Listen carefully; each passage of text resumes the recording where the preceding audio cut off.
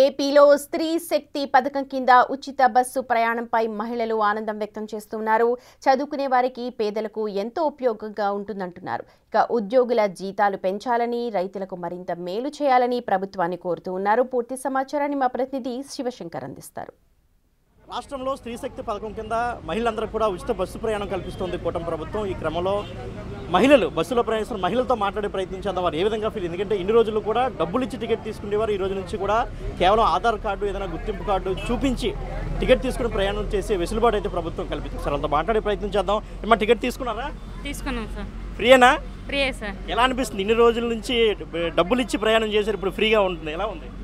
బాగానే ఉంది కానీ సార్, ఇది కాకుండా ఫీజులు కూడా తగ్గించి కొంచెం వైద్యానికి, విద్యకి వాటికి ఇస్తే బాగుంది అనిపిస్తుంది సార్. ఇలా అంటే ఫ్రీ బస్ బాగానే ఉంది, కాకపోతే డబ్బులు ఇచ్చి జర్నీ చేసుకోగలం కానీ విద్యకి, వైద్యానికి ఉపయోగిస్తే బాగుంటుందని నా అభిప్రాయం సార్.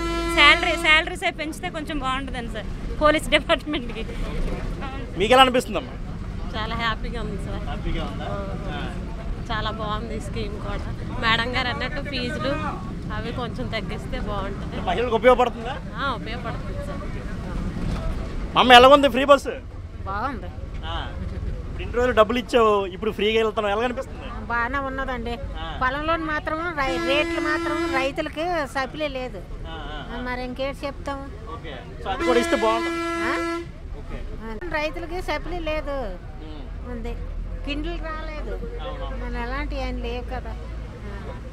సప్లై రైతులకు ఉపాయించితే కదా మనం అందరం బతుకుతాము. వాళ్ళకి ఉపాయించలేనిది ఎందుకు ఇది అంతా.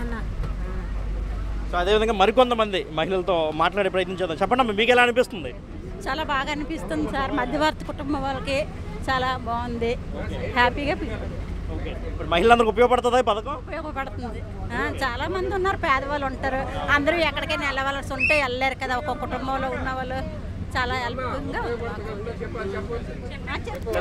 అదేవిధంగా ఒకసారి కండక్టర్తో మాట్లాడే ప్రయత్నం చేద్దాం. ఎలా ఉందండి మహిళలకు ఫ్రీ జర్నీ?